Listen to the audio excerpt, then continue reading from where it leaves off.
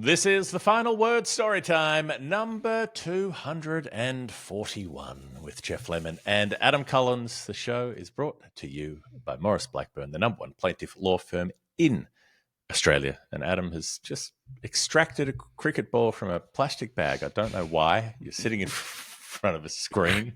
You're not about to charge in and send one wanging down or loop one above the eye line. But I just sort of sitting there in a little bag that you only ever get bags that are shaped this size with cricket balls in it. I thought, you know what, I'm going to unfurl a cricket ball, a brand spanking new one, to turn from hand to hand as we go through the answers on Storytime 241, which, if you're wondering, Jeff, if anyone ever says to you, what's Jesse Ryder's New Zealand test cap number, you will know it's 241. You'll never forget it. I probably will now. 18 test matches. He made a test double, averaged 41. He used wore to a bowl. bandana. You wore a bandana, had that pirate thing going on. You bowled, opened the bowling for Essex. I was going to say bowled very effectively at first class level for Essex up until when we covered an Essex tour game against Australia a decade ago. I doubt he's even that old, really. He was a prodigy. I remember when Ryder was playing in sort of 08-ish for New Zealand. When he first rocked up, he was seen as a guy who could do absolutely anything, and it didn't quite play out that way for a number of reasons. He had some challenges along the way, which were multifaceted, so didn't get the most out of his New Zealand career. But 241 is him if you are pondering something for that, given this is episode 241. Story time. I remember vividly how distressing it was when he had that assault, and he was punched, and he was in a coma, and it was a very close run thing for a long time there. It was a very frightening episode for people who follow cricket. But I probably will remember it because I'll link it. I'll go, well, he played for New Zealand, and New Zealand played in the World Cup final in 2019, and 241 was the score that both the teams made. Was it ever? When one of the teams got the World Cup. Yeah, it feels like that was 5 minutes ago, but it was over 6 years ago. Which seems bizarre. I think the pandemic skews things with how long ago things were. I think our sort of internal flux capacitor is all skewed for anyone who lived through that. But I find that weird. I find something that happened a couple of years ago and something that happened before the pandemic I can mesh together quite easily, which is daft, really. But yeah, something about those lost years. In some ways, that World Cup final feels about 15 years ago.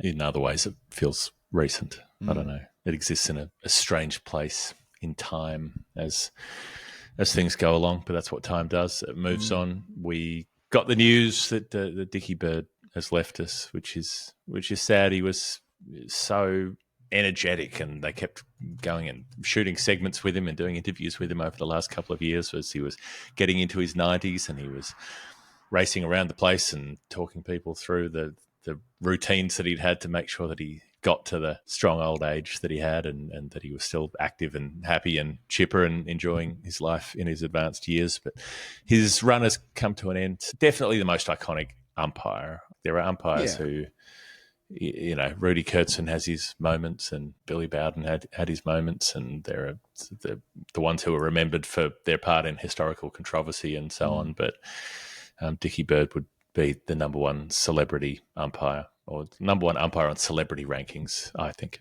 Yeah, well, you can link it back to the pandemic, actually, because he was quite open about the loneliness that he struggled with during that, and he made it. There was, Tubes down the line will punch me in the face for not remembering this. Captain Tom Moore. Tom Moore, that's it. Tubes is obsessed with that particular episode in British public life and all the stuff the family said. Anyway, I digress. Dicky Bird also did a whole bunch of physical challenges at the time, and walks in his area in the backyard and all of that. And he was probably near enough to 90 years of age at the time, so that stood out. But, he did have a fairly substantial post-cricket life. He stopped umpiring in 1996 at international level. His autobiography sold over 1 million copies, which, cricket books don't sell 1 million copies. But Dicky Bird's did. Tales and, the extent of how tall they were, you can make your own mind up, I suppose. But he had that personality and that you're out and that Yorkshire accent and a sense of being a peer of the players, like an equal to the players, not subservient to them. And he played the game county cricket for Yorkshire, and I had a look through his career record before. His highest score in first-class cricket was 181 not out, so he was a cricketer in his own right across 10 years as a pro. Although never really scaling heights, he did have it in him to do certain things, which I think is another part of umpires who go into the role having played at a decent level, that they can command respect, and he certainly did that. And when I was growing up, he was the definitive imitable umpire. People always doing the Dicky bird out finger, or the way in which he spoke. He passed away at the age of 92. He was born in 1933. So again, I sometimes feel like he will remember when World War II broke out, right? There aren't many people left. And of course, he would remember when World War II ended. But yeah, it's a link to a time that is often a reference point in all of our lives, because our grandparents' generation all have some link to that horrible period in human history. And there are people who were born around that time who would remember a little bit of it, who have now almost all gone. The perhaps unlucky generation who got to see fascism rise the first time and the second time as well. Yeah, maybe. Yeah. Maybe. So, Jeff, we have a show to record. We've got stories to tell through our lovely patrons and members. I like to call them members of the final word. You're signed, you're proud, you're passionate, you're paid up. And you sent in a number that relates to the history of the game, which has led towards us writing a book, which is coming out in a couple of months. And it's all through a game that Jeff dubbed many years ago Nerd Pledge, that's what I dubbed it. Sometimes more loudly than that. But Nerd Pledge, that's the game. Yes, you send in a number, we figure out what it means, and that number helps us to make the show. If you want to do that, patreon.com/the final word, as Robert Close has done. Hold me close, hold Robert closer. A new pledger, hasn't been on the show before, jumped on, used United States dollars for whatever reason. Robert decided to go with that, but you don't have to. You can go with, 60-odd different currencies, depending which one suits your needs. $2.20 in the greenbacks for Robert. It didn't come with an accompanying clue, so the field is open. 2-0. We can interpret that in any way we choose. What do you think? So I thought I'd give him 2 bites of the cherry. For Robert Close, who I've been reading as Robert Clomp all day, best on ground for his 9 touches. Robert Close, the 220th Test match was the first bodyline Test match, which is the one that Bradman didn't play in, which is a link to last week with Bob Wyatt and the story I told of him, who was the vice captain to Jardine on that trip. I don't think we've ever really gone into the story of why Bradman didn't play, and scratching the surface of it. There might be a little bit more to it. I ponder. I'm going to give a I'm going to give a back of the coaster diagnosis at the end of this. So, we talk a lot about his shagging holiday or not shagging holiday, as it were, playing in the States in 1932. Yeah, the only people who are getting screwed were the Canadian cricketers. yeah. Everyone who wasn't poor old Jesse when he took her on a honeymoon to play for 5 months in America and Canada, as we've told on the show and in the book. And he played every single day of it, bar three. 51 playing days out of 70, I think, and the others were travel days. So he really wanted it. He didn't. This wasn't sort of a part-time cricket trip. He was. What did he make? Like 3,700 and something runs, I think. Yeah. 3,777, if memory serves. He was busy. Buy the book and tell me if I'm right. He was busy making runs. He came home crook with what they described as general malaise. In the lead up to the series, that issue blew up around what's mostly known of this is that he had a 2-year deal with the Sun newspaper as a columnist, and the board of control at the time said that he couldn't write the column during the Ashes series of 32, 33. Now, with various threats pinging around in relation to this, he played in that Australian 11 tour game against MCC that I referenced last week when Jardine was on a fishing holiday. Bob Wyatt was the stand-in captain, and he deployed bodyline for the first time, and they sorted Bradman out with it. And it sort of meant that across these first-class games that Bradman had played against the touring English MCC in the build-up to Test 1, he was averaging 17. He played 6 first-class innings. So there's one game affected by bodyline, well, by leg theory tactics, but he was generally in a real rut, and he was cooked, and he was unwell coming into the series. And due to the standoff with the administrators, he misses that first test, which is kind of remarkable when you consider that he is like by head and shoulders above anyone else in importance to that Australian team. Yes. And they know it's going to be this formidable challenge. They at least must have a sense of that. And Bradman, having done what he did in 1930 and at the end of 1928-29, so England know how good this guy is. The record-breaking summer in England in 1930 as well. that he just kind of like just doesn't play, partly due to the standoff with the board, but also I think there's a sense that he's just knackered. And there are like these huge calls for him to return, proper rock star stuff, like it's a Bradmania at its peak, like the idea that upon his return, everything will be okay. And then at Melbourne, in that second test match, he only faces one ball in the first innings. The first time he's dismissed for a golden duck when he expects the first ball to be a bouncer, goes across his stumps and chops on. So golden duck upon return, which stuns the then world record crowd. He actually makes a century, though, in the second dig, which is a big moment. I remember in the Bodyline mini-series, that's a huge thing when he makes that 100 in the second innings at Melbourne. And they go on to win that test match with Ironmonger bowling out England, and they level the series 1-1. But from that point forward, you know, he still averages 57 in the series, right, as we know. So they broadly halve his average, a bit better than half at 57. But, you know, to this point, he has to be so resourceful. The backing away to access the offside where the fielders weren't. You could say that's Bradman being clever and adapting to the circumstances. Yeah. Others would say it was because he didn't want to get clocked in the head. Both of those might have a degree of truth to them. Doesn't really matter. But it did. Both are reasonable points. I think. Both are reasonable positions to arrive at. All at the same time. But I think the point here is that he'd lost some of his aura. He'd lost some of that magic touch that he'd enjoyed against England before. Which is, I mean, 1930, the record, the 974 that we still talk about, that's still such a big number, even when Shubman Gill was half a chance for 5 minutes to dream of it. You know, I didn't ever think it was going to happen, but the possibility that it could happen was a magical thing. Exactly. And it's 1930. I was doing some research recently for another project into Australian music that relates to sport, and it's 1930 when Jack O'Hagan puts out the Don Bradman song, which is probably among is he any good? Like tune wise, it's maybe among the least worst of the Jack O'Hagan stuff, which is pretty dross. But I mean, the lyrics are terrible. It's absolute doggerel, but. And Jack O'Hagan gets really lucky because he's written this song before the tour in the expectation that Bradman will do something. And then he releases it, I think, the week of the Leeds test, and Bradman just happens to break the world record that week. So Jack O'Hagan sold the literature suggests something like 40,000 copies of the sheet music. He wasn't trying to sell records because they didn't have many record players at the time, but people bought the sheet music to play on pianos. And so he made an absolute mint off Bradman in 1930. So 40,000 copies of the music sold in a matter of days. So that's the sense of how big a deal in a pop cultural sense Bradman is at that point. And then you're going, well, 18 months later, he's sitting out of the first test because he's having a fight with the board. It is extraordinary. I think you underrate the song. It is an earworm. You can't dispute that it's an earworm, right? Like I said, the music's good. The lyrics are awful.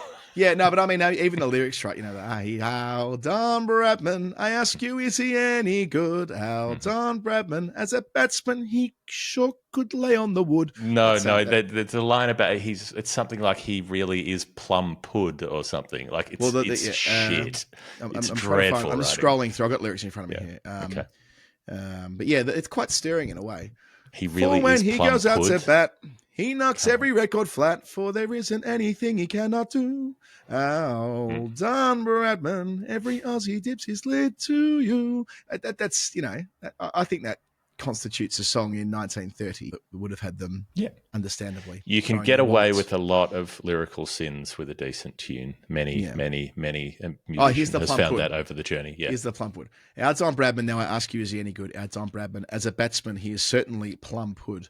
Right. That is a fucking dreadful piece of writing. Tate and La would meet their fate, for it's always shut the gate. When the boy from Bowral hits 4 after 4, our Don Bradman, what a welcome waits for you back home. Fuck yeah, I'm into it. Anyway, so Bradman doesn't play the first test in 30 You would be. You're genetically predisposed to it because Jack O'Hagan also wrote The Road to Gundagai, and that's the song that your dad used to try to write the Greater Western Sydney Giants theme song. It's still gutted that he was runner-up for that. What a claim to fame would that be? My dad wrote the GWS theme song. In saying that, I think even he would acknowledge it. He was beaten by a better song. Deserved Sound is the better runner-up. song. Yeah. Deserved runner-up. Big Sound is a tune. I think I mentioned on the weekly show that I went back and watched the '86 Grand Final. Here's a little bit of trivia for you. When they were playing the Hawthorn theme song after the game, which wasn't the Fable Singers version of it, it was another sort of poxy version of "We're a Happy Team at Hawthorn." The cheer squad were let back out onto the ground as they've received the Premiership Cup and their medals to do their lap of honour, right?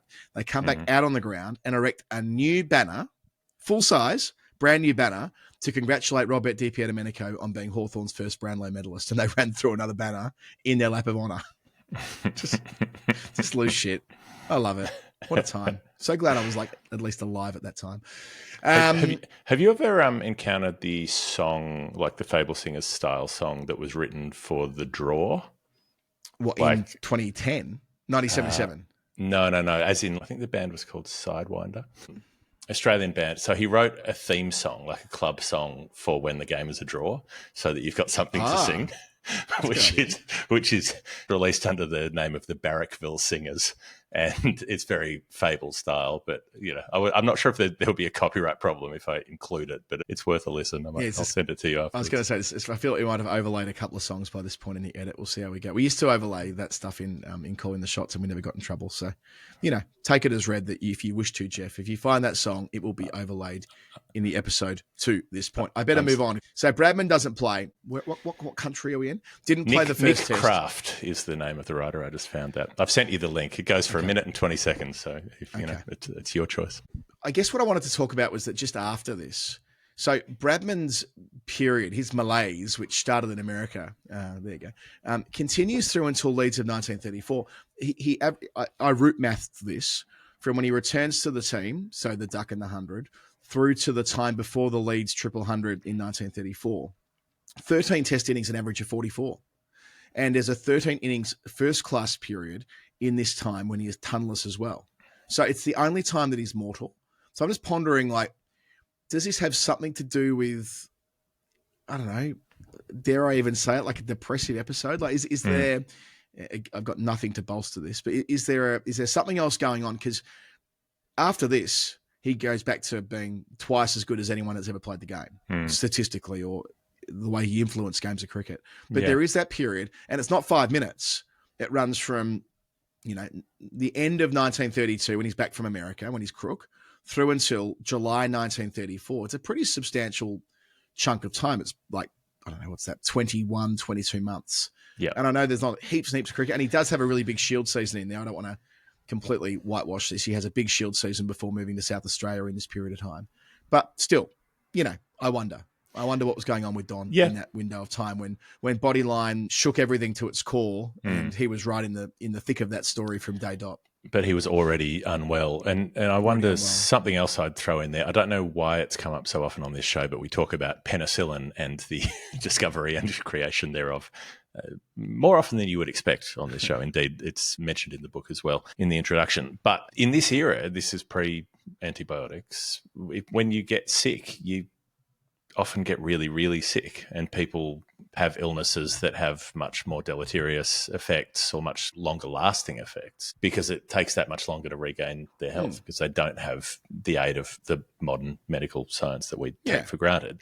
So an illness could knock someone around for years before they got back to their vitality and strength that they might have once had. That's why Knob Rot wiped Wally Hammond out for a whole year. Yeah, it would have been dealt with in a week. He would have got a pill at the clinic. He would have gone down to the GAT clinic in Lisbon or wherever it happened to be and get yourself sorted out. So an unfounded theory to get us going. But what about a cap number? Okay, 220 into all cap. We know it is. We know that number means something like that. And it's a good one too. George Giri played 14 test matches for England, smack bang in the middle of the interwar period. 1924 to 1934. Arguably a good time to be in the England team. There's some quite interesting moments in that decade, and a number of them Giri's right in the middle of. It's a career that actually touches on several final word moments in time. I think you'll quite enjoy this, Jeff. So he's a working class boy from Leicestershire, the eldest of 16, son of a shoemaker. Born in 1893, though, which is a bit of a bother when you consider he was 21 when World War I broke out. So, I suppose your life expectancy being a working class kid that's 21 in 1914 isn't as crash hot as it would be in other points in time. Anyway, he was already a capped player at Leicestershire by the time war broke out. He emerged in 1913 as a tall swing bowler. So he's tall, medium pace, bowled from a height. And he took 78 wickets in 1913, took 117 at 20 in 1914. So his career is flying. Reading through it, I think we would interpret him now as just a guy that had the ball landing on a spot and shaping it around. I don't think he had any real pace about him. But he was on the cusp of higher honours before the war, which I'll return to a little bit later on. He went into the Air Force and was severed by a propeller through his left shoulder and thigh. So kind of wonder with these things, like this guy, we know so much, well, now I've read about him, quite a bit about his career before the war, a lot about his career after the war. And a 5-year period in his 20s, we reduced to like, oh yeah, and by the way, a propeller went through his arm and through his leg, and we just move on from that. Like, God knows what this guy did in the war, but there's nothing really to be found. Unless I went into the archives, it'd be difficult to find any more than I have from secondary sources. It's like the way it is for a lot of these athletes who went to war. We know one or two things about 5 years in their life, which in a way feels a little bit weird. But anyway. But as in, like, did it take his leg off? No, but it was serious. It was a serious injury, to the extent to which that in 1919 they wheeled him out for Leicestershire in that really weird season where anyone who'd played again, but it wasn't good. They were expensive wickets and he couldn't bowl properly. So he didn't play at all in 1920. He barely played in 1921, playing some league cricket up in Lancs. Then he committed to having a sort of a second crack. And it worked in 1922, 81 wickets at 18. And 1923, back to that very consistent best of his, 122 at 18 as well. And he's well and truly back on the map. And his average is a very consistent year on year. 1924, which propels him into the test team, 116 at 17. And that test debut. I don't imagine he'd want to be propelled anywhere, given the experience he'd had. So there must have been two blades of, so if it's got him in the shoulder and the leg, it must be two different parts of a propeller hitting him at the same time, rather than like going through him. He's not bowling again if it's gone through him. No, but it does continue to affect his career, and which we'll come to in a sec. So he makes that test debut where he's frugal but not effective. He just sort of bowls a handful of overs for not many runs. Then he has a 25 season, which is a facsimile of 24, and he's back in the mix for the 1926 Ashes and gets picked. So his second test match is Leeds 1926, which you might remember from the Stephen Brinkley episode and book, that this was like the most anticipated test match ever for lots of reasons. The first test of 26, it was an enormous event. It was eventually scuppered by rain, as a lot of the cricket was that summer, 99 years ago. But Giri did play his role in helping make sure that they draw it. 35 not out in a 100-run stand down the list. So he played a part there, didn't keep his spot, but does get recalled for the Oval in 1926, which is, again, a bit like Jamaica 1930, a test match that, for whatever reason, we've come back and discussed many, many times. He took two crucial catches in the slips off Harold Larwood, and then he also caught Arthur Richardson from the bowling of Wilfred Rhodes, who was recalled for that test match in 26, having had 5 years away from the test team, which is a huge strategic call when Rhodes is on the selection panel and he takes himself away from deliberations and he re-enters the room and has said, Wilf, we need you to play one test match. We need you to go and win us the Ashes. And so they do. And the lovely part here for George Giri is that he takes one wicket in the match. He bowls Arthur Maley, and it is the wicket that wins the Ashes in 1926. So our guy, a bit like Mark Wood, I suppose, in 2015, bowls the ball that makes sure that the Ashes are going to be England's in 1926 for the first time since World War I or before World War I, that they'd held the urn or had the urn in their possession. That excellent decision to give Percy Chapman the captaincy, and it continues from there. So he goes to South Africa that winter, has a match at Joburg where he dominates, taking 7 for 70 and 5 for 60. And there's comparisons here to Sid Barnes, SF Barnes, who had dominated in South Africa with the biggest ever 4-match series for wickets. Biggest ever series, full stop. Right. My instinct from reading is that he was probably similar to Barnes. So he swung the ball, but Barnes was like bowling cutters, wasn't he? And I'm not sure whether Giri bowled cutters, but they were doing something that clearly worked on the matted pitches of Johannesburg. And they nearly played a representative game together before the war in 1914. There was a team that was playing at Lord's, and he was in it with Barnes. And Barnes cracked the shits, not getting enough money for the game as the good pro that he was, and ruled himself injured with a strain to a muscle, which really was him saying, I'm not playing this game at Lords unless you give me more money. So they nearly took the field together. There's nearly that crossover. But or maybe both, saying, I'm not going to push myself through a minor injury if you're not going to pay me enough money. The reading of it suggests that it was more him taking a stand. Anyway, the arm thing I mentioned before, after South Africa, his arm's cooked again. So he misses practically all of 1928. But then Lord Harris rocks up and goes, we need to get you the best medical care possible. We want to get you on that boat to Australia for 28, 29. Indeed, they do surgery on his elbow. I'm not sure how that links to what happened with the propeller, but the arm injury is considerable. I just want to make that point again. Yep. And then in Chapman's team that goes to Australia, he's a massive presence. He takes 19 wickets at 25 in a summer that's known for heavy run scoring. That's the best average from either team in that series, 25 through the series. 5 for 35 at Sydney, and then remarkably at Melbourne, 5 for 105 from 81 overs with 35 maidens. At the time, that was the most number of overs ever in an innings, and it remains the most number of overs in an innings that wasn't from a spinner. So 10th all time now. There are 9 that have bowled more in an innings since then, but all of them are frontline spinners, except for Giri, who was, as we're describing here, kind of like a muscly medium pacer. So absolute madman stuff when you consider 81 overs running in to bowl and not do it as a spinner, which I guess reinforces this guy was made of pretty tough stuff with that arm that was falling off.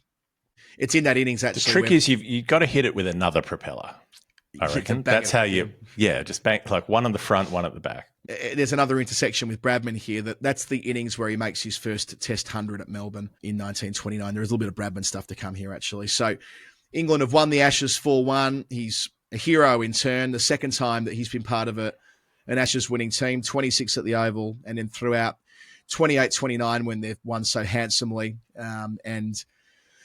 He plays some more Test cricket against South Africa at home. Then he's brought back for Ashes Fair at Leeds in 1930. And of course, we know what that Test match represents. It's Bradman's 3-3-4.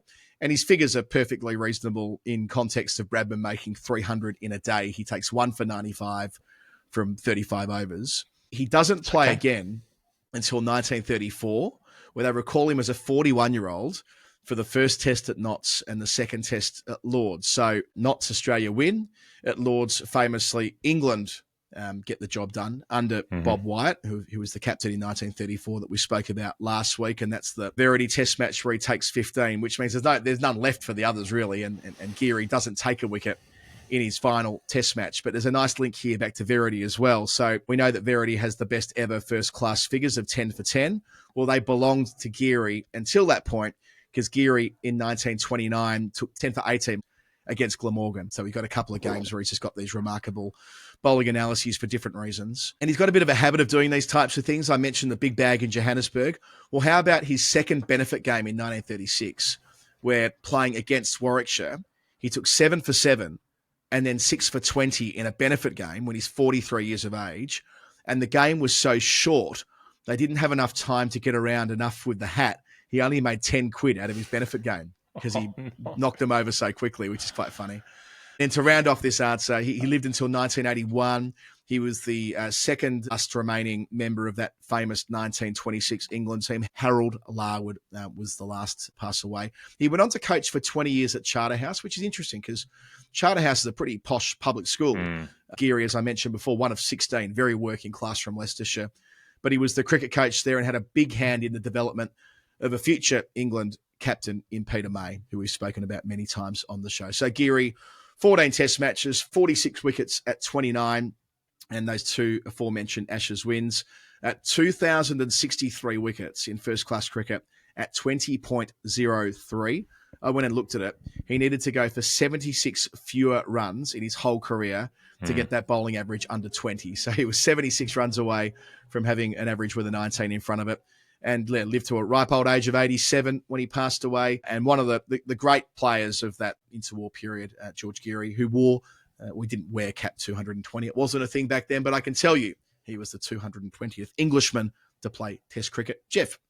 There you go. Thank you, Robert Close, for coming in with the 220. Do as Robert did and help us get to the 974 that Bradman made. That's how many people we want to have signed up on the page before the break. Maurice Blackburn, number one plaintiff law firm in Australia. Adam, you've been talking about the big win that they had over Qantas. We've talked about Maurice Blackburn sticking up for working people. That's what they were doing, working with the Transport Workers Union to ameliorate the problems with Qantas sacking a bunch of people they weren't supposed to sack. $90 million payout is massive. I'm just hoping, as I've been hearing about it over the last couple of weeks, that the number of recipients is small enough that works out for the best, because I've been following this huge class action against Facebook in the US for leaking all of the data to Cambridge Analytica, and they got whacked with, I think it's about $770 million, the Facebook penalty, which sounds like a lot of money, but then I looked up how many people are involved in the suit and what do they each get, and it works out to about $28 a head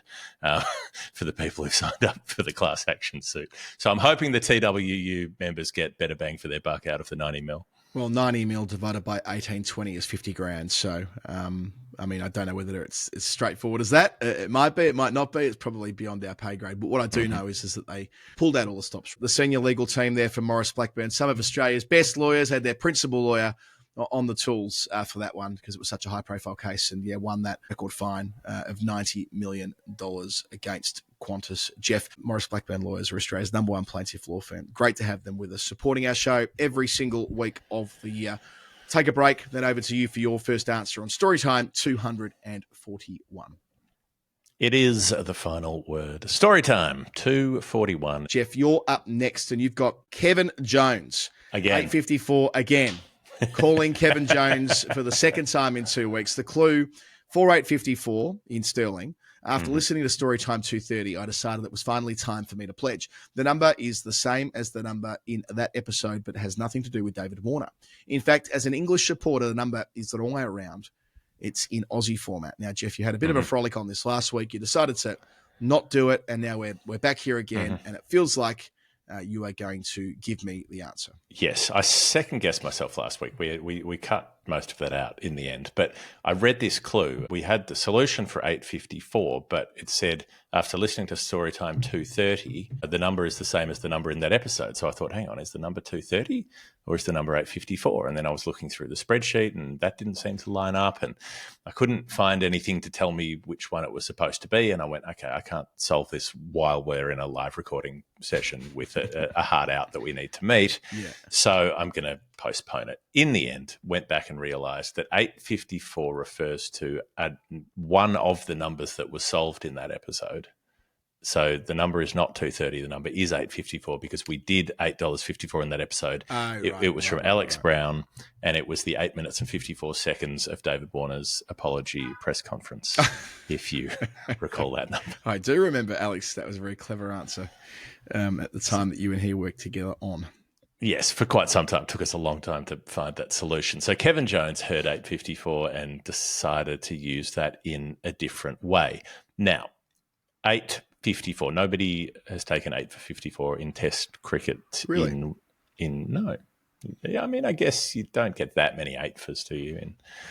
In Test matches, they're relatively rare. First class, you'd expect a few. Peter Siddle took one against South Australia for the Vicks in 2015. England lost 8 for 54 at the Gabba in 2013 during that collapse. I was there. That would be the Cauldron Day. Yeah, that was day 2. That was the day when the clouds descended. Prior caught off Lyon around the corner. That's right. Yeah, I remember with Lyon getting 2 and over and being so sheepish about his appeal that he didn't even appeal for the second one. He just went straight back to his bowling mark like he might as a 12-year-old and thinking, you've really got to get yourself more in the game here, Nath. Yes. It was Cook off the cut shot, wasn't it? Cook top edge off the cut. There was the caught round the corner straight after lunch off Johnson. I remember that. I don't know if was that Trott or was that Cook who was caught? No, sorry, as in off Johnson, that's Trott, yeah. After lunch. But Lyon gets Cook cutting for 70-odd top edge, I think, and then he gets Pryor round the corner. That's after I remember it was a fairly hefty couple of nights out. The previous night 1, I ended up climbing all over the back of Stewie Lowe and like comparing hands with him. That was that night. That was Brisbane night 1, and Brisbane day 2 was a bit slow going, but then got very, very fast when the clouds came in and there was that collapse of 8 for 54 that you're talking about here. Right, but the clue says, as an English supporter, The number is the wrong way round. It's in Aussie format. So it can't be any of those things because 8 for 54 is a bowling analysis. You would say the 8 first. Oh, right. So 85 for 4. 8 for 54 is a collapse. You would say the wickets first. Yeah. So it's got to be, I think, 54 for 8. Oh, right. Okay. I was going to say 85 for 4, but I see what you mean. Right. Yes. Yeah. Gotcha. As we would say, 8 for 54. The score is 8 for 54, even though, as we've said before, scandalously, I believe, unfortunately, Australia is probably in the wrong on this because, everybody else is doing it the other way. So not to say that conformity is for the best. Anyway, 8 for 54 needs to be an innings score, I feel, for this clue to work, which means either a completed score or a score in progress, as in something happens at the stage where it is 8 for 54. So is there any completed score of 8 for 54 in Test cricket? There are 6 scores of 54. 3 of them are all out, so 3 all-out 54s, which is pretty surprising in itself. New Zealand playing Australia in 1946, the West Indies at Lords in 2000, remember that one, and Zimbabwe against South Africa in 2005. That might be the test they lost in 2 days. But out of those all-out 54s, none of those teams were 8 for 54 and then 9 for 54 and then all-out 54. So there was no 8 for 54 in those innings. There are three other 54s, but they're not completed innings, as in they come in the last innings of a test. So 1 is in a draw and 2 are winning chases where 54 is the score as the side wins. None of those were 8 wickets down. So there's no 8 for 54 at the end of a match or the end of an innings in Test cricket. Okay. But this is a new pledge. It came in 3 months ago, thereabouts. So it came in a few months after something that happened at the start of this year in January. And I think there's a chance this could be it because it was so remarkable at the time. In January this year, the West Indies were touring Pakistan. They'd been smashed up in the first test. I think they were both in Multan. And this is after Pakistan have reverted to the absolute Bunsen approach, right? They've had the England series. They've conceded 800. They've played the next test on the same pitch. They've gone back to getting their spinners to do as much damage as possible, and it's worked. They've won the series. So they do the same thing in this series with West Indies visiting. Their first test, Pakistan win it heavily. They only make 230 and then 157 Pakistan, but they still beat West Indies easily. 250 is much too big a chase in that first test match. The tables turn in the second test, but the tables do not immediately turn. So West Indies get to bat first. They're not going well early, Adam. They lose a couple, and then Craig Brathwaite, Craig with 2 Gs, tries to steady things for a bit, gets them into the 30s, but then he's out, and then more wickets start to fall. They're 4 for 37, they're 5 for 38, they're 6 for 38, they're 7 for 38. And Kavem Hodge is doing his best to keep things together. He makes 21, which is quite significant in the run of things. But when he's out, it is indeed 8 for 54. That is the score in the first innings. They've lost the first test. They're 8 for 54 on day one after, well, it'd be session 1. It's the 17th over when that 8th wicket falls. Yeah. So they're screwed, right? There's no way they're going to get out of this one, except sometimes you do. Kemo Roach digs in for a while and makes 25. And then Gudakesh Moti and Jomal Warrakane, the man the authorities came to blame, the man who had the very, very sad vice-captaincy job during the Australia series in that last test where he was barely being called upon to do anything. I don't think he bowled, did he? Did he? His vice-captain and didn't bowl. And couldn't make a run. Warrakane. Yeah. Yep. In this particular instance, the 2 spinners, Moti and Warrakane, come together and they put on a partnership of 68 and they get West Indies up to 163. Now, that is not a good enough score. It's not a big enough score, but it's when you're classic score where it's like something to bowl at. Something to bowl at. 163 is something to bowl at. You're 8 for 54 and you've got to 163. It's better than nothing. So Moti makes 55 and the Warrakane is 36, not out by the close. And then what do? They're feeling all right, those two. Kemo knocks over the first couple and then Moti and Warrakane go to work and they spin Pakistan out for 154. They've got a lead. West Indies have got a lead of 9 runs on the first innings, which is absolutely absurd. They're feeling better second time around. Craig with 2 Gs, half century up top, makes 52. And then there are a few chipping in sort of scores. There's a 30 here, there's a 15 there, there's a 28 from Kevin Sinclair. And crucially, there's a 35 from Tevin Imlach, which is why your co-commentator Andrew Mason was so angry for the entire West Indies series that Tevin Imlach, the wicket-keeper, had been dropped because he'd made 35 in this innings and he'd looked okay. You can't drop Imlach, he kept saying to anyone who would call into his show. He did the job behind the stumps. He did the job in front of the stumps. So 35 runs gets you a lot of credit in the Andrew Mason book. But they end up with 244, Adam, which means they can set a lead. They've got a target, and it's 254 runs. And it is ultimately far too much for Pakistan. The Warricane does it again, takes 5 for 27 with Moti and Kevin Sinclair, the other spinners. Nobody else is even used, just the 3 spinners in the last. They clean up Pakistan between them, and they win the game in a truly remarkable recovery from 8 for 54, which could be the number for Kevin Jones joining Storytime. I think it might be. Excellent work. Thank you, Kevin. Great to have you with us. Fresh blood on the Patreon page. I'll catch you on Discord. Jeff, my next number is for a new pledger as well. Just HA. There's no, this is I assume that's initials, HA. I like to think that it is ha! Just that. Yeah. Like Nelson laughing, you know. Got it. And for this one, I didn't have a clue to go with, which is fine. No biggie. And we decided to sort of do a similar thing to The Last Dancer, but different generation and a comparable number of test matches as well, for that matter. Phil Sharp was England test captain for captain number, 4th time's the charm, 416. He played a dozen test matches, so Giri played 14.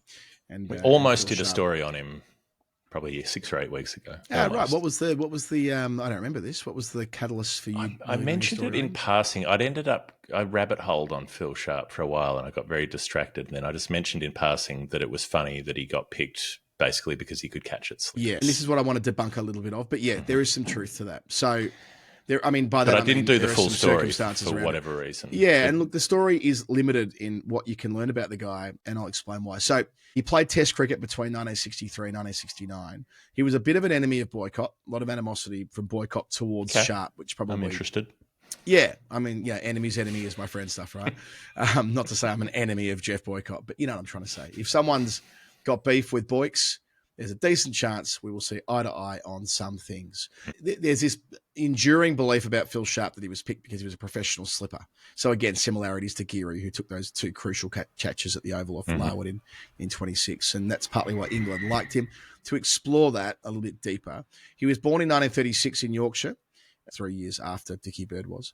Went to a posh school. He made 240 not out in a school game, which remains a record where he went to school. His career continues without too much going on until 1962 with his breakout year. And in 1963, England are playing the Windies. And in the first test, they dropped a fuckload of catches. So they want to tighten up things behind the wicket. So they turn to Phil Sharp, who had this reputation as being the best slipper in the country. And so it proved. I mean, you know, to be fair, he'd made 7 centuries in 1962 and made 2,250 runs. Like, I don't want to... I'd be reluctant to get too carried away in this narrative about him getting only picked because he's a slipper. If you've made 700s the year before and made 2,200 runs, you're deservedly already in the frame. The fact that he's the best catcher in the country should be the cream on top. He's not a guy who's averaging 20. He's a guy who's excelling and breaking out at the time that they also want a great catcher. If you know what I mean? Like, it's I genuinely think, looking at it, that the reputation that, oh, he's just a good catcher, that's why he got there, doesn't quite align. And yes, I don't think it's that. I don't think it's that he was just a good catcher, but you see a lot of players who have great seasons in county cricket that doesn't get him picked. No, it's just the way it's written up. The way he's written up is that it's written up. Yep. It's a bit too simplistic. It's as though people don't realise there's the bit that comes before it in 1962. I wouldn't even call his test career an unsuccessful one. Far from it. He makes 85 not out on debut, so he's clearly up to it straight away. He doesn't have any other days that are brilliant, but he's pretty consistent. He ends up in the wilderness for a time, comes back in 1969, arguably for similar reasons, when there's a bit of a catching crisis in English cricket. Yep. And it's not long after that he makes another substantial contribution, 111 against New Zealand at Notts, and took a great catch at Old Trafford, which was remarked upon as being one of the great catches of the decade. So He's a bit unfortunate that he's sort of breaking out for a second time when in 1969-70, there's no overseas trip owing to what's going on in South Africa. There's rest of the world stuff that he plays in, but he's a bit stunted at that point when it might have gone the other way for him. But, and he doesn't play another test match. But you look back at his career, 14 of his 21 innings, he gets to 25 and, he scores between 25 and 111. So, in 2/3 of his test innings, he's got a decent start. Many of those are up around 40 to 60. There are 5 half centuries to go with his 100. And that leaves him with a test batting average of 46.2. And yet, for all of that, he gets 3 lines on his Cricinfo bio and really barely a mention on other sources beyond talking about his catching. This guy won the county championship 7 times with Yorkshire, including that hat trick in the 1960s. He went on to become a test selector later in life. He passed away in 2014 at age 77. He played 493 first-class games, 22,000 runs. And sure, it's a modest career beyond that. Like there are 2,900s in a big sample size, averaged about 30-odd. But, 12 test matches are very creditable. 12 test matches with a century and those other 50s. In first-class cricket, 618 snaffles, 17 of those in the test matches that he played that he's best known for. And he played a couple of seasons for Derbyshire and was still making hundreds as late as 1976, where he made 4 of them in his final year as a professional cricketer at Derbyshire as a veteran in 1976. Unfortunately, there's no YouTube compilations of his catches, or indeed the catch from Old Trafford in 1969 that people like to bang on about online when talking about him. However, there is a compilation of Phil Tufnell's best catches, which I went down the wormhole of. I was looking, it's worth noting that Tuffers took 2 great catches, both off Michael Slater, and a really good catch off his own bowling to remove Dean Jones' first ball at Sydney in 1991, which had him on a hat trick. And I'm sure you've seen this before, Jeff, but he does get a chance on the hat trick ball. David Gower puts down the hat trick ball close to the wicket on the offside, which would have given Tufnell a hat trick. It was his second test match, possibly. So anyway, Phil Tufnell, an underrated cricketer, maybe not an underrated catcher, but there were moments when he did catch balls, and the Phil Tufnell fielding school might have been a little bit unfair by that stage of his career. Yeah, I wonder why there's so little on him. Maybe it's to do with that boycott animosity. I'm not quite sure, but there you go. Another 416 on the way out the door. Waqar Younis took 416 one-day wickets. Oh, yeah. That's the 3rd most ever. Murali 534, Waz 502. That I've realised when doing this, that will remain the podium forever. Murali, Waz, and Waqar will be 1, 2, and 3 forever because no one's ever going to reach 400 one-day wickets again. And out of that, Waqar's got the most ever 5-wicket bags in one-day cricket, 13 of them in one-day internationals compared to Murali's 10. I think Stark might be second. Would that be fair? Second Stark or third? is not second. I would say he's got 10. Yeah, well, 10, 11. I think 10's second. I think Murali's second on 10. 9. Stark might be 9. So Stark could still yet reach, in theory, could reach Waqar's 13, although with the way Stark's is going, he'll only play World Cups, won't he? There are some curious bits where the first bit of his career he explodes, Stark. This is crazy kind of stuff. Wasim Akram was the one that I would compare him with. So Wasim bowled, I played 400-odd ODIs and had 6 5-wicket bags. Yeah. And Stark took his 6th 5-wicket haul in his 35th innings. So in his first 35 games, he did it 6 times.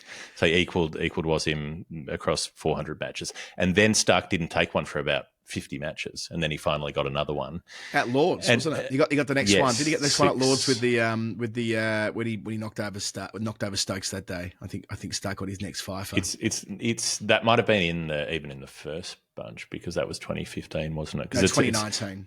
2019. Yes, you're right. That is. So he's got a couple more since then. So I'm pretty sure Stark is on 9, Murali's 10. And if you're putting together, considering Waqar only played 262 one-dayers for his 416 wickets, if you're putting together an all-time one-day bowling attack, a composite world, I'm not sure Murali's in there, despite the volume of wickets. I don't know why I don't think that. He's got the most wickets ever. I think it is Waqar, Wasim, Warne. I think Warne is the spinner. Is it and then maybe Joel Garner? Joel Garner certainly got the best average and played in 2 World Cup wins.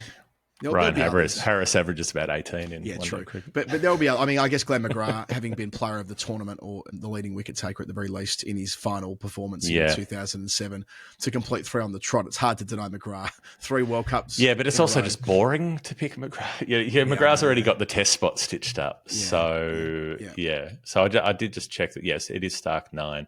So it's Stark, Afridi, Brett Lee 9. So if Stark grabs another one, he goes equal with Murali in second spot. But Murali was a great one-day bowler and maybe is underrated because of what he did in test matches, because the reasons that he took such a bulk in test matches don't apply here. In test matches, he bowled half the overs and often his teammates weren't that strong bowling around him. So he was the threat and he had that volume.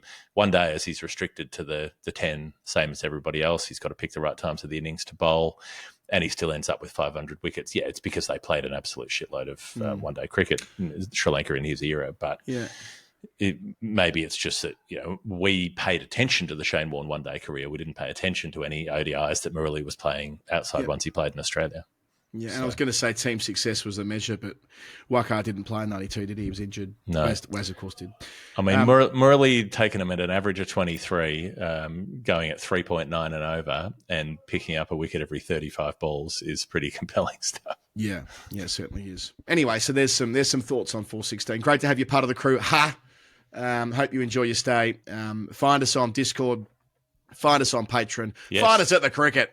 Find us at the cricket. And we'll be your friend. Jeff, I've got a parent-teacher interview in about 18 minutes, so you've got time. Fine. You've got time here to get through your last answer, and I'll still make it to meet Benny's new teacher. And we were saying join up on Patreon because one of the reasons you might do that is when we say we're going to an ad break now, you're not. If you've got the ad-free feed, you won't be. You'll be hearing us again in 3 seconds. It's the final word. It's story time. 241, the score that was made in the 2019 World Cup final. Laura Luedi is our new pledger, and it's in USD as well. And it's $18.98. That's a very healthy, generous pledge. Thank you, Laura. Laura, very important member of our Final Word community. In fact, I don't think there's anyone in our community I've seen more than Laura in different parts of the world. I think that would be a reasonable thing to say than her. She has been very present in the best possible way. She was in Australia through the Aussie summer. She was in England the last 2 years. She was in Edinburgh on the Final Word tour last year and many other places besides. I'm pretty sure we're seeing her in Australia for the Ashes too. In fact, I'm certain she's coming to the Ashes. And she was in Barcelona when ODB were in Barcelona recently. She was there coincidentally on a holiday. So just one of those things where we keep running into each other. And she's done a great job in promoting women's cricket in Switzerland, where she lives. Indeed, she was only last week telling us all about what she's been up to recently, growing the club that she plays for. And it's been, a really important, culturally really important part of what we're doing here on the show. So I'm glad that you're able to tell a tale for her here. Well, I'm going to do that. And the number is 1898. And we messaged to say any certain sort of kind of direction. And she said, you'll never get it. So I'll make you a deal. You tell a story that you feel like telling, and then I will tell you what it is. And we'll just get straight to the point. That works well. Okay. I will trade you one set of research for one answer. So 1898, of course, I just thought the year 1898. What happened in 1898? The Spanish-American War kicks off. Which is weird to think that the United States was at war with Spain as recently as 16 years before World War One. Yeah. It's a strange kind of thing. An American warship gets blown up in Cuba. They blame the Spanish. Turns out it probably wasn't the Spanish. It was probably something to do with combustion from coal that wasn't stored properly. But blame Spain if you can. The blame in Spain falls mainly on Spain. Apparently, when you blow up the Maine, the ship was called the Maine. So I don't know. Work out your own rhyme with that. Fine. That happened in Cuba. The US end up with Puerto Rico out of the deal. Never made them a state, unfortunately. Guam, control of the Philippines, which ended up very badly for an awful lot of people in the Philippines. That's 1898. Marie Curie discovers radium in 1898. That ends up very badly for Marie Curie. But, at least everybody else got radium, I suppose, so that we could... She needed a Marie cure. Yeah. cure thyself. The man-eating lions of Savo are finally hunted and tracked down after the reporting that they killed 130-something railway workers, which is probably not true. It'd be hard for a lion to eat that many people. It'd be a really fat couple of lions by the end of the process. But they definitely killed a bunch of people, and that became quite a thrilling story in the British press to follow the exploits of the lions and the old mate who was sent out there to hunt them, who Val Kilmer played in that movie, whose name I can't remember. Late 90s. I've seen about 6 movies. It's not my thing. Ghost in the Darkness. There you go. Val Kilmer's underrated, I think. Val Kilmer had some fine cinematic moments. Val Kilmer in Heat is a great performance. He passed away this year, didn't he, Val Kilmer? Yeah, relatively young. It wasn't all about being Iceman playing volleyball with his shirt off, although that was also a good contribution to the human experiment, I think, from Val. But there were other bits. There was a lion movie that Idris Elba did a couple of years ago as well, which wasn't based on this, but was like crazy predatory man-eating lion is hunting you and your family kind of thing, which I watched on a plane because it's the kind of thing you could only watch on a plane. It was very, very bad. I feel a sort of regret, Adam, that with Idris Elba, because like Stringer Bell on The Wire is one of the great performances. And then there's this period of a few years where it's like, is Idris Elba going to play the next James Bond, blah, blah, blah, blah. And then the next thing you know, you're scrolling the movies on a plane and he's in a movie about having to kill a lion that's trying to eat his daughters. He does some good stuff. I'm like, it really dropped off, though. Luther is a great show. As the main character in that. And the show he was on last year when they're on a plane and he's got to get the plane to land safely when terrorists are trying to crash it. It's pretty good too. Oh God, that sounds dreadful. It's good though. It's like it keeps you going for 6 eps because there's obviously dramatic twists about what's going on the ground and so on. I think he lived in the same building. I mean, many years before that. I lived in Mile End earlier in his life, which was a bit of a local claim to fame. Anyway, that's Idris Elba. He was in I watched there was a 1998 series about vampires that he was in called Ultraviolet, where he's playing like British undercover, secret agents or whatever who are on this secret mission to root out and kill vampires who are secretly living among us. And it's super cheesy. You can find the whole thing on YouTube, but he's so British. He's like, yeah, all right, mate, blah, blah, blah. And it's a real culture shock when you've just watched The Wire and then you go back to like the most London sort of version of Idris Elba that you can find. He's really switched things up. So that's Idris, who was not alive in 1898. But the year 1898 starts off with 4 Ashes tests. They had the first one in December 1897, and then the rest are played after the turn of the year. We've talked recently about Archie McLaren's team in 1902 and A.E. Stoddart's team in 1894-95, the great series. They're both touring in this in-between series in 1897, 98, where they're feeling pretty good. They won in Australia the last time around. They won in England in between times. They've got some good players. George Hurst, who you were talking about last week, Jack Hearn, who took so many thousands of wickets, Johnny Briggs. But there's Stoddart's supposed to be leading this team, and then he has news come through just before the tour that his mother's died, and it obviously knocks him around because we know he's prone to depression. He ends up as a suicide at the end of his life, but he misses the first 2 tests. McLaren takes over and captains those. Stoddart comes back and captains 2 in the middle and then misses the 5th test as well. And the first test when he's absent is the only time that things go well for England. That's when Ranjit Singh does his thing after a severe tonsil infection. He comes out and makes 175, which is the record for England at the time. I didn't realise there was so much pushback to Ranji being selected. I was looking at the 1896 bit a couple of years earlier when he first got picked, Adam, and there's a line from the Times, because he's not picked in the first test of a series, and the Times quote says, "There was some feeling about KS Ranjit Singh's absence, but although the Indian prince has learnt all his cricket in England, he could scarcely, if the title of the match were to be adhered to, have been included in the English 11. So, and there are apparently a lot of MCC members and so on who are anti him being picked. And then he gets picked subsequently in that same series, and they have to suck it up and go, well, okay, he's allowed to play for England now. I'm not familiar with that, but I wouldn't be surprised that it would be in keeping with the views of the time. Yeah. So he's kind of showing his inner strength, I guess, with this innings in Australia when he's in a tough situation health-wise. That all falls apart after the first test when 1898 rolls around, when Australia make 500 batting first a couple of times and then 323 batting first, and do a job on England all of those times. And a lot of runs being made in that series by the likes of Clem Hill and Joe Darling. And by the fifth test, the series is well and truly gone. Stoddart's not there. And then England get into position where they should win it. They've got a 96-run lead on the first innings. Tom Richardson takes 8 for 94 to bowl out Australia relatively cheaply. But then for Australia, Trumbull and Ernie Jones turn it on with the ball. In the third innings, they restrict England to 178, leaves them 275 to get, which is a big chase. And Joe Darling makes 160 in the chase, win it handily in the end, several wickets in hand. And I looked up the biggest scores in fourth innings wins. He's still in the top 10, Joe Darling. He's ninth on the list with that 160. So they don't find a way to win. They lose that series 4-1.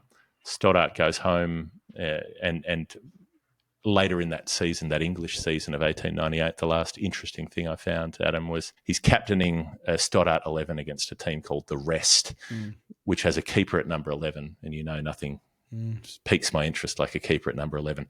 Harry Butt, what a name, Harry Butt, get it out, press it up against the window, who had already played a couple of tests by that point and umpired a couple of tests later, but 22-year first-class career. I wanted to put this in front of you for consideration.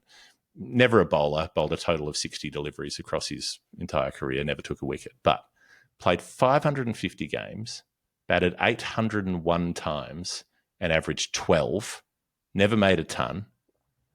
1850s, I'm like, I reckon I could make 1850s in 800 hits. Like we're used to seeing some keepers who average 16 or 18 or 20, but this feels lower than any I've seen. For someone who didn't bowl but who played that many games, this might be an Andrew Sampson thing. Could that be the lowest average for a non-bowling player? I think you'll find others around this era with similar profiles if you tried hard enough, because it was a specialised position, right? Like, keeping and batting 11 wasn't uncommon. But I think you're onto something. That's one I can very quickly refer to Andrew Sampson, because he's, I'm not going to say he's at my beck and call, but he and I talk a lot about things just like this. Yes. That's terrific. I'm glad we've done that. I'm sorry to Laura, especially, by saying I have to go, because if I don't go now, Winnie will be cross at me because I have to go to her very first parent-teacher interview. But Jeff, it's been an absolute delight. Story time 242. It always is. Patreon.com/thefinalword. We'll keep doing our thing for Maurice Blackburn Lawyers all the way through season 19 as well. Australia's #1 plaintiff law firm. Thank you, linesman. Thank you, ball kids. Thank you, Jeff. Everybody, have a nice weekend. Bye-bye. See ya.